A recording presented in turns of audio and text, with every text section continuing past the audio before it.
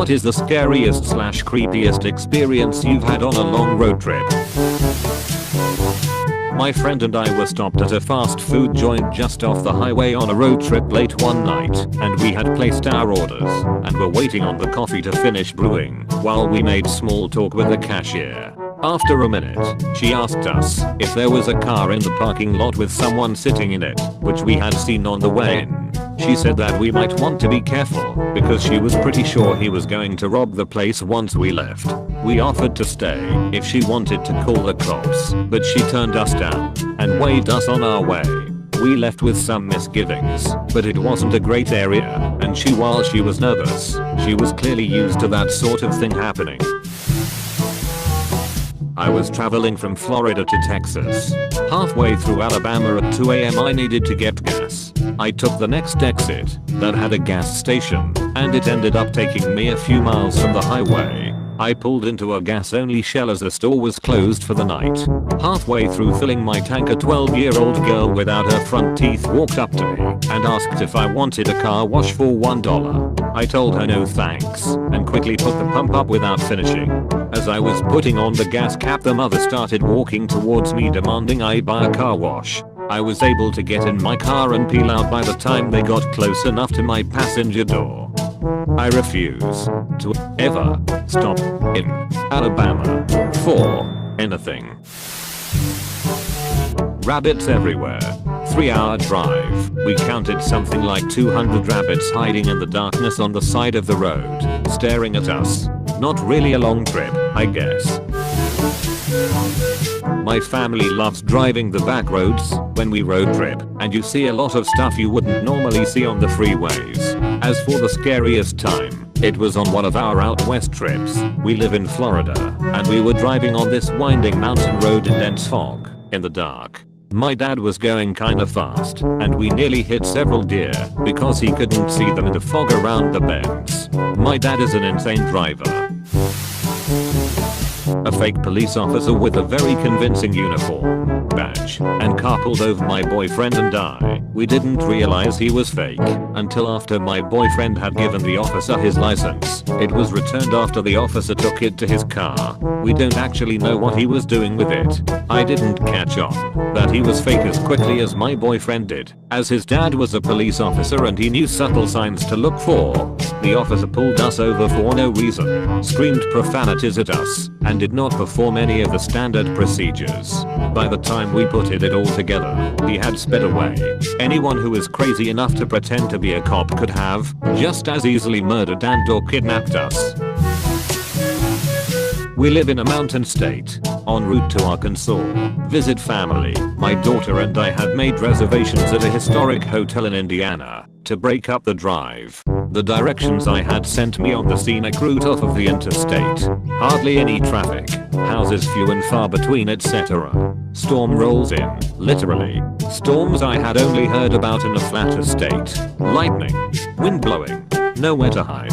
I'm trying to keep my cool so my daughter doesn't freak, but I was scared to death. Felt so unprepared if something should materialize, if you know what I mean. I now have high respect and understanding for anyone who lives in a different weather pattern than me. I was driving through Mississippi and the same thing happened. The weather wasn't bad, and then it was like the world ended. I couldn't see a damn thing, and I was struggling to keep my car straight. Then my phone started freaking out with alerts to seek shelter due to a tornado in the area. I pulled off at the next exit and found a rest stop that looked like a stiff breeze would destroy it. Up the road I could see a lot of people seeking shelter under a bridge, which is also a bad idea, and the cops showing up to clear them out was evidence enough for me to try and find somewhere else. Before I got back on the road I pulled up the radar on my phone, and it was a relatively thin line of storms, so I decided to drive through it and hope for the best. I made it out the other side fine, and the sun was shining like nothing happened. Being in a band on tour, you see all kinds of weird shit, especially when making night drives to the next show. Drugs, truckers with sex workers, weird shady rest stops in the middle of the night.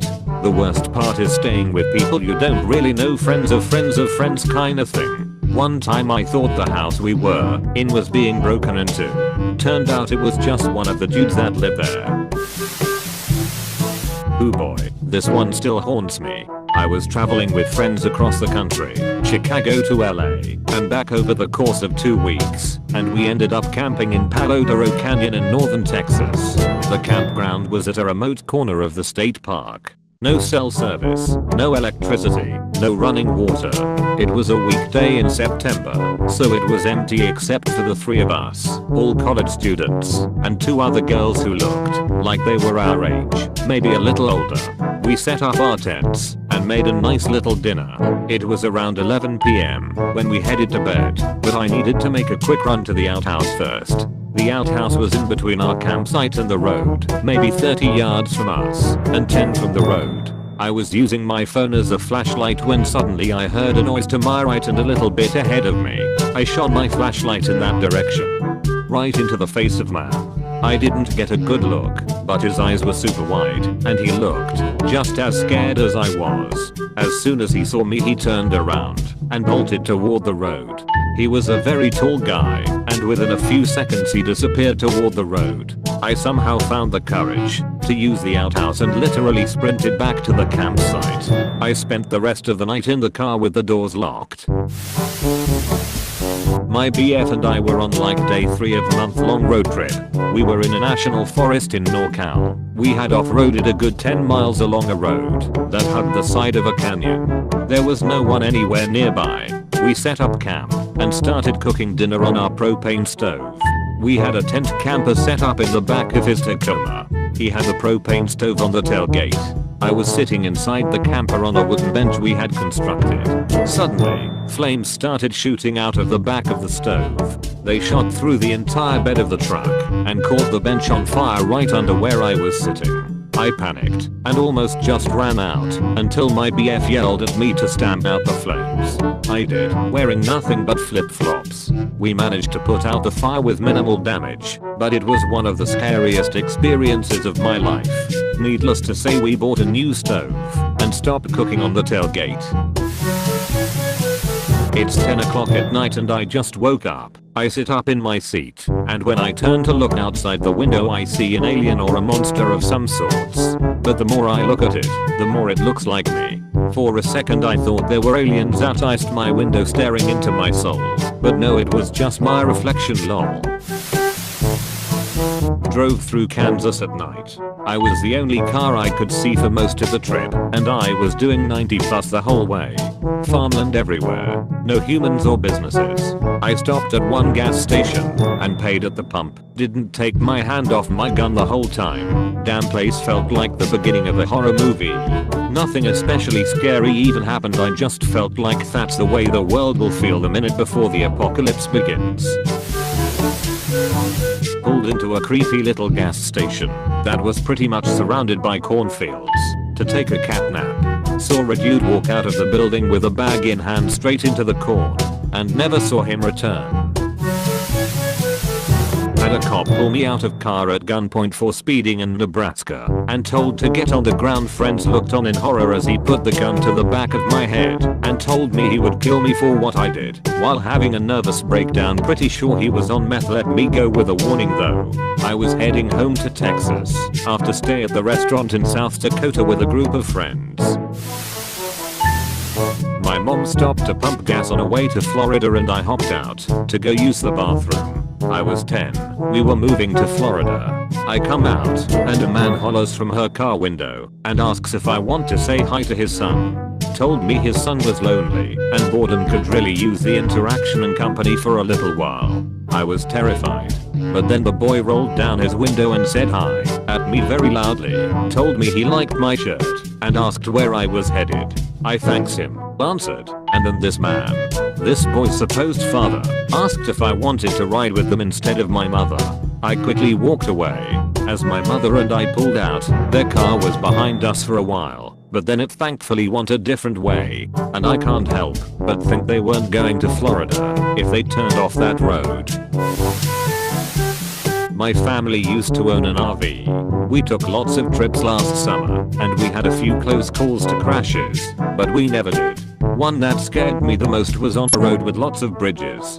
We used an app that took us on wide, non-goat trail roads. Our RV was like 12 foot tall or something, and we needed tall bridges to go under.